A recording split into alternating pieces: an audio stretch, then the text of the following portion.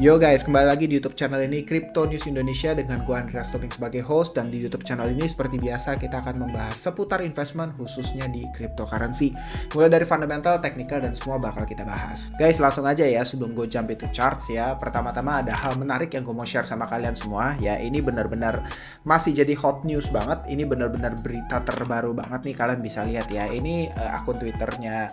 Ada intinya gini, ada isu bahwa Bitcoin Spot ETF akan segera approve New Jersey time ya, jam di sini kan tulisannya jam 6 sampai 8 tapi udah diupdate yaitu jam 4 sampai jam 6 PM ya.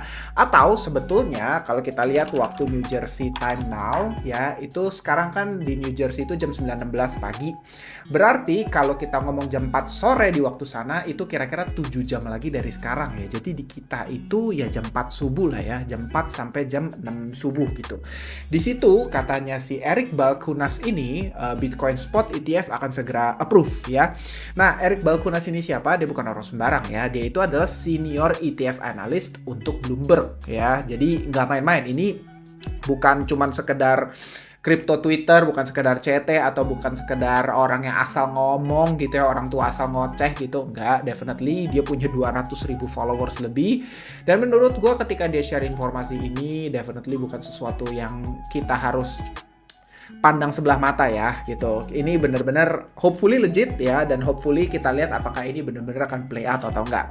Teman-teman pasti udah tahu lah ya, pasti udah experience semalam nih ya. Kalau teman-teman lihat nih ya apa yang terjadi di sini nih ya tadi subuh gitu. Mungkin banyak dari kalian yang kena liquid ya, benar-benar movement daripada market gila banget cuman gara-gara si akun Twitternya SEC itu katanya dihack, dan akhirnya ya you know lah apa yang terjadi gitu. Dan akhirnya ada 214 juta liquidations ya, exchange liquidations, yaitu kira-kira 3 triliun, gak main-main loh guys. 3 triliun kena liquid ya. 3 triliun uang para traders pindah dari kantongnya mereka ke kantongnya para exchange gitu. Jadi ini sesuatu yang menurut gue kita perlu sangat-sangat berhati-hati, dan gue jujur sangat expect ya dengan news yang udah brewing up kayak gini, dengan news yang lagi hot kayak gini, mungkin akan ada similar price action jam 4 subuh nanti ya, ketika kita lagi tidur ya. Tapi kan di US kan masih aktif ya.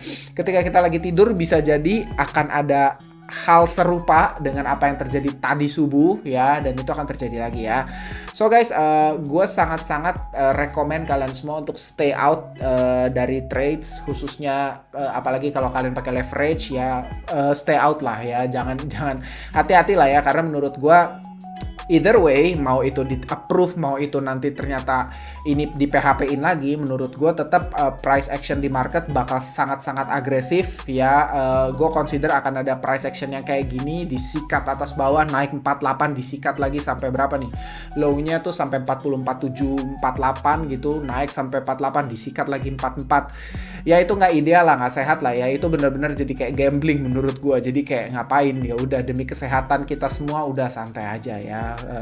Nggak usah kita tuh berusaha timing the market, nggak usah kita berusaha untuk agresif dalam trading, karena gue lebih khawatir jika kita trade dengan sensitif news seperti ini yang price actionnya bisa gila banget. Menurut gue most likely kita bisa wreck, dan yang terjadi adalah kalian tuh bisa jadi bukannya profit malah kehilangan capital kalian ya. Itu hal terakhir yang mau kita terima gitu loh di kondisi market seperti ini gitu. Nah tapi gue ingetin dulu sama teman-teman ya, in case gue ngelihat in case teman-teman ini adalah cryptocurrency adalah your first investment gitu ya, kalian nggak pernah invest deposito, saham, emas gitu ya, kalian skip semuanya langsung ke crypto. Jadi karena kalian nggak pernah belajar fundamental analysis gitu ya, valuasi itu seperti apa, baca laporan keuangan seperti apa, terus juga cara manage porto kalian seperti apa gitu.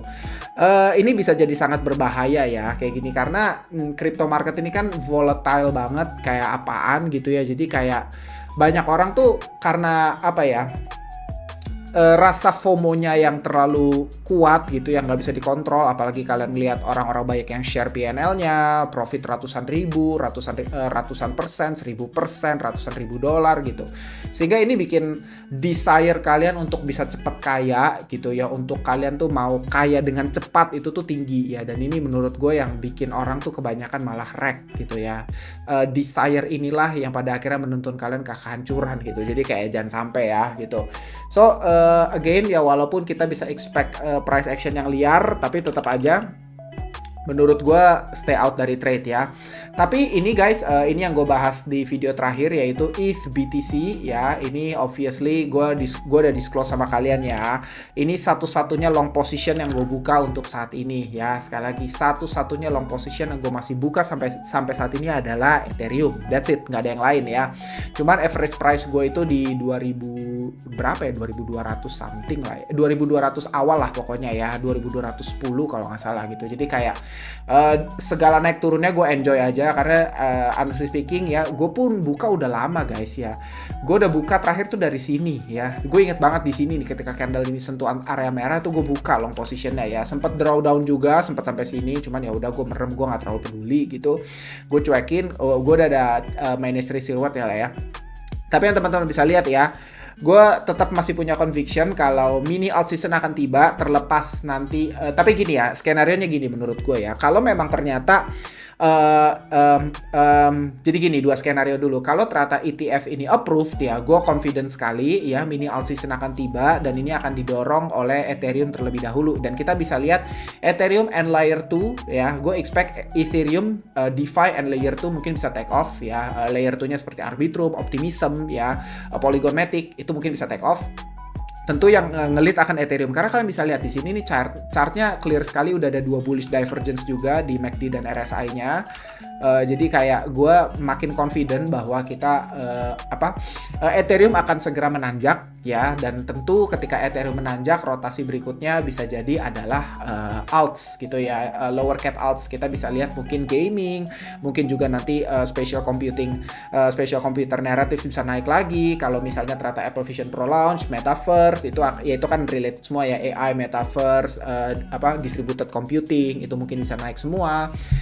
Gaming juga naik gitu ya. Itu mungkin akan jadi phase 2-nya di bulan Februari nanti gitu. Tapi again, itu outlook untuk saat ini. Gue masih ngelihat ini, dan gue masih open long position di Ethereum gue, dan gue masih expect Ethereum bisa take off dengan ngelihat chart seperti ini ya.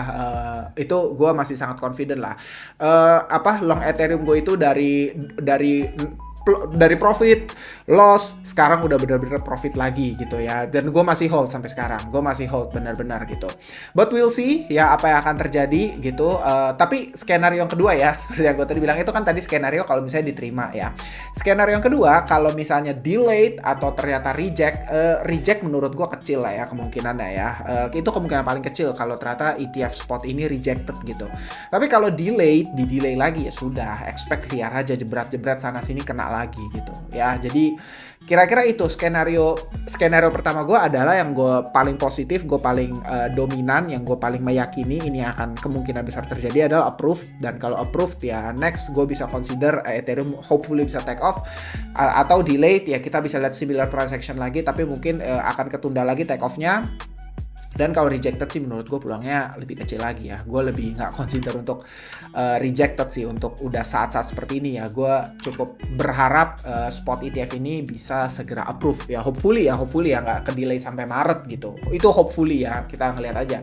Tapi kalau rejected sih gila sih. Kalau ternyata rejected ya bisa aja gains yang ETF gains ini bakal vanish semua gitu. Ini kan teman-teman bisa lihat ya, ini kan kira-kira dari titik sini lah ya. Ini kan consider sebagai ETF profit gitu. Ini ETF gains gitu. Gara-gara Bitcoin spot ETF ini isunya di sini jebret take off gitu ya. But we'll see. Gue jujur nggak gitu trade Bitcoin untuk saat ini. Gue masih santai-santai menunggu dulu aja ya. Yang menurut gue lebih punya probability yang lebih menarik untuk saat ini adalah Ethereum gitu. But we'll see ya guys ya. Hopefully kalian gak ada yang wreck, hopefully kalian gak ada yang kena gitu, hopefully kalian jangan sampai overtrade, over leverage, dan kalian bener-bener bukannya menghasilkan uang, bukannya profitable, kalian malah wreck gitu ya. Itu yang gue sangat-sangat tidak ingin kalian terjadi ya. Punya patience ya, punya strategi ya, punya patience, sabar gitu ya. Kalau kalian masih butuh clear guidance, clear strategi, kalian bisa cek TikTok series gue.